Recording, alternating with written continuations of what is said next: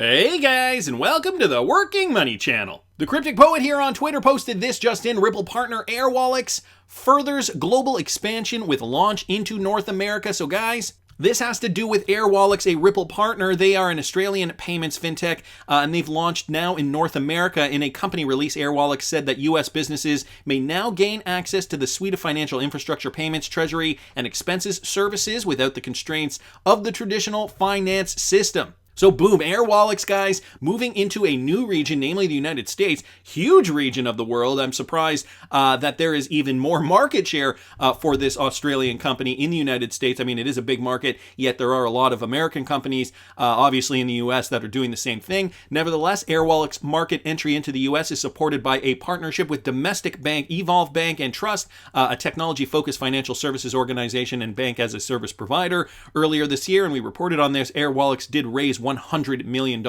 in a Series D extension at the $2.6 billion valuation. And down here, Airwallex's entry into the US is part of its vision to becoming the global financial infrastructure for business to operate anywhere, anytime.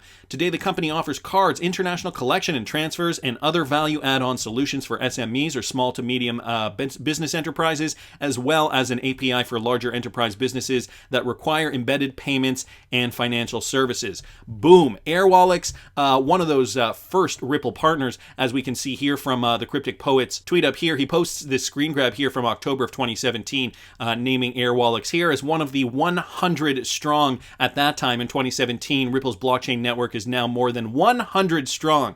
Boy, 4 years ago, there were only 100 partners that were partnering with Ripple that were planning to run on XRP eventually at some time. Now look at it, guys, over 350, and I'm sure those numbers have grown even further. I feel like the 350 milestone mark was from a year or two ago now. In fact, I know for a fact that that number has grown even further. I'm going to get to some more partnerships that have not been announced officially in a sec. First, I wanted to bring this to you guys from DJ Peter Vass here on Twitter. Valente, which is another Ripple-enabled company, they just did a survey and they expect real-time payment connections to triple. All right, so Valente Technologies, a major name in the cloud payment sphere, has confirmed a swath of new findings from a survey of mid-level banks and credit unions in the U.S. The findings show that real-time payment connections are expected to skyrocket, get this, guys, triple, before the end of 2021. We're almost in September. We've got about a quarter and a bit left, so roughly 4 months left of 2021. And they are saying that they are expecting these real-time payments, or rather the necessity for real-time payments, to triple by the end of the year. Financial institutions are seeking to streamline their operations to prepare for the eventual prevalence of real-time 24/7 payments and the increased operational complexity this will bring. This is coming from a spokesperson from Valente. Valente Technologies is a market leader in cloud-based online money transfers and financial messaging, and they recently released these survey results. The company issued the findings of its payment modernization survey this week. The survey was sent to mid-tier banks and other financial institutions such as credit unions. Only U.S. institutions were included, however, and they had to have assets between $2.5 billion and $25 billion in order to participate. So there was a threshold there, obviously. Nevertheless, they are seeing real-time payment, or rather the need for real-time payments. They see those as going to go up threefold before the end of 2021. If that's the case for these banks, you can only imagine what smaller banks or smaller remittance companies could possibly predict as a future outlook, especially if they are Ripple enabled as well and they are able to offer competitive fees to the big guys. So it's interesting too that Valente did this survey. We also know that the FedWire payment project in the United States also has, they also wanted to partner, or rather they stated that they were partnering with Valente, so Ripple enabled FedWire through there. We know that that is going to get underway within the next few years, so I find it, well, not so coincidental, I suppose, if Valente is doing this survey for real-time payments specifically, considering they are also connected with FedWire, which is going to be that main payment system in the United States. Wanted to thank DJ Peter Vass for posting that. We also got this, guys, from the Wrath of Condiment. So new partner confirmed. There are still a lot of banking partners that we know Ripple has not let us in on. He goes on to say, Wrath of Condiment says, this 2020 prospectus from Comfami Bank in Argentina, or Comafi Bank, Argentina, lists them as implementing Ripple with corresponding correspondent banks. A quick dig down. So this is just one of 4. Screen grabbing this Spanish document here. If we go real quick to Google Translate, what it says is, in turn, the correspondent area was very active, collaborating with different segments of the bank, such as the implementation of the Ripple platform, the area of retirement, retail banking, custody, etc. So that is what this says over here, this last paragraph over here mentioning Ripple. So they are implemented with that. Banco Comafi created Nubi, a known Ripple partner, which XRP Arcade discovered in 2020 as well. So that is just another connection there through Nubi. Nubi also partnered with eBay directly this February to help Argentinian SMEs. PayPal seems to be the focus though. Nubi also works with TransferWise, which is interesting because I believe it was TransferWise a few years ago who said they did not see the benefit in XRP. Now they are actually working with a Ripple-enabled company by extension, Nubi. So, is the sum of Banco Comafi's Ripple use Nubi, or is there more? This is a question being asked by Wrath of Khanum. In the description of correspondence working with the Ripple platform suggests more, but I don't trust my Spanish skills for such technical nuance. So listing some more resources here, guys. I will link this tweet thread in the description of the video if you want to read further. But I feel like this is a great segue because Leonidas here on Twitter uncovered some recent unannounced Ripple customers as well. Namely, Chile's only state-owned commercial bank, Banco Estado, Peruvian TechFin and digital bank B89, and Colombian app card Movi. So he did a video on this, guys. I urge you to watch Leonidas' video. He's an asset to the Ripple XRP community and has been for as long as I can remember. I will link this tweet thread in the description for you guys. Here's his video here, and basically just to kind of go over some salient points. What Leonidas was doing here was, he was looking at some of these LinkedIn pages for some of these executives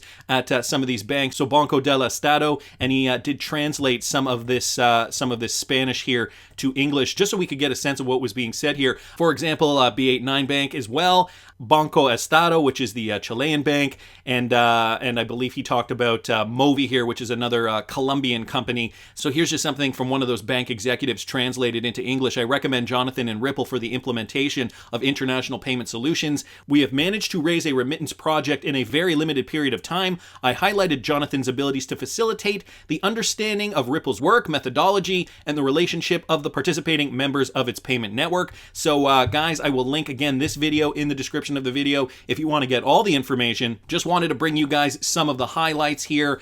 And another one from King Solomon, another big find here from the King. He also recently released a video, guys, and if you go to his page, you will definitely find it. It's the most recent video he did release regarding this identity partnership that we talked about a few days ago. Somebody sent him a shareholder letter, and here it is, guys. I have it up here. I will link it in the description, but I do urge you guys to watch King Solomon's video if you didn't catch it. So it has to do with this patent, again, that is going to leverage XRP, and the big news here is that there is going to be massive integration with Swift. So just a key note here from this update from just yesterday. So this letter was published August 25th, which was yesterday. Here's an announcement from the day before that. Identity Limited is pleased to provide this patent and intellectual property update. It has been motivated by recent public discussions about Identity's patent and the company's desire to update investors on its growth strategy and the critical role of its intellectual property, how that plays in. Identity filed a patent application in several global jurisdictions in August of 2015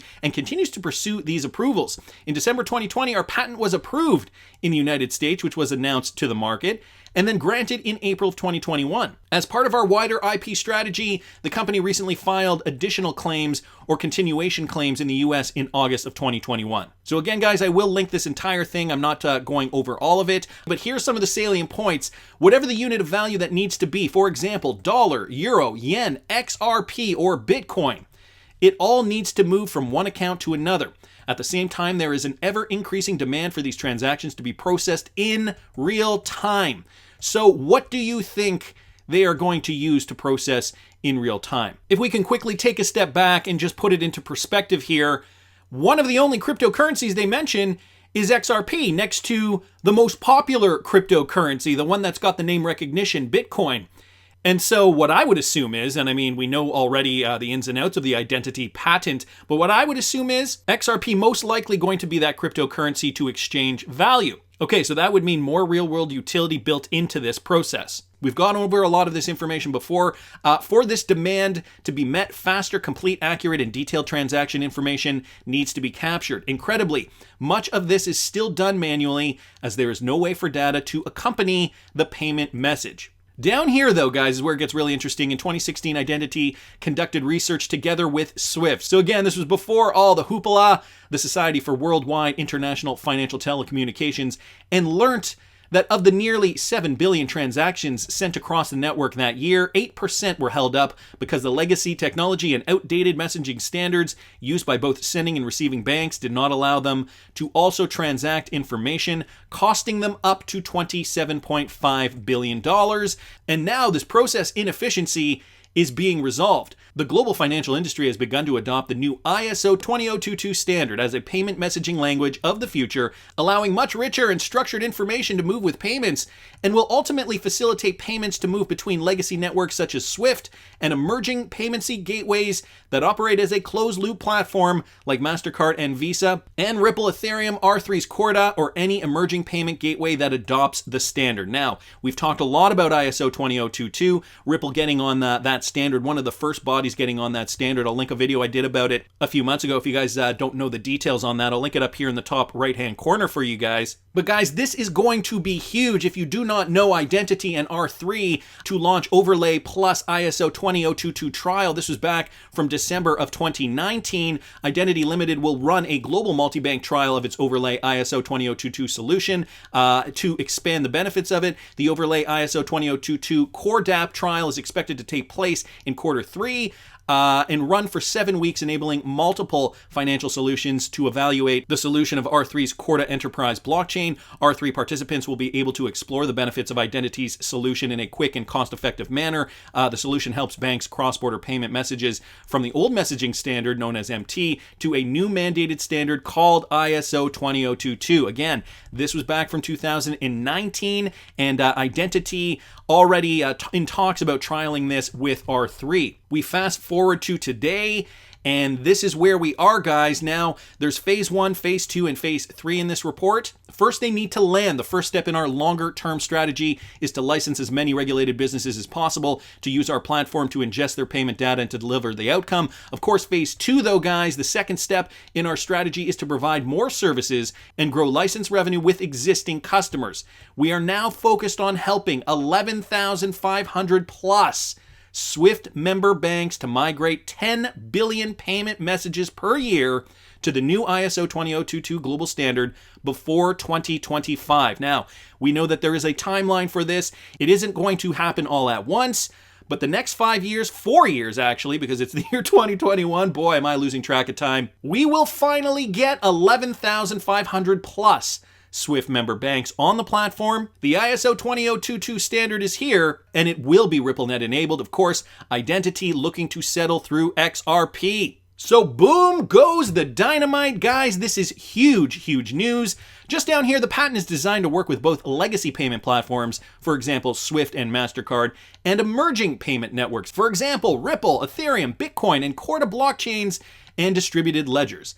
Identity has pioneered information sharing use cases in banking since 2015. In 2021, the Identity platform was integrated with MasterCard cross-border service networks, enabling 50-plus financial institutions around the world to securely share financial crime compliance information within the MasterCard network.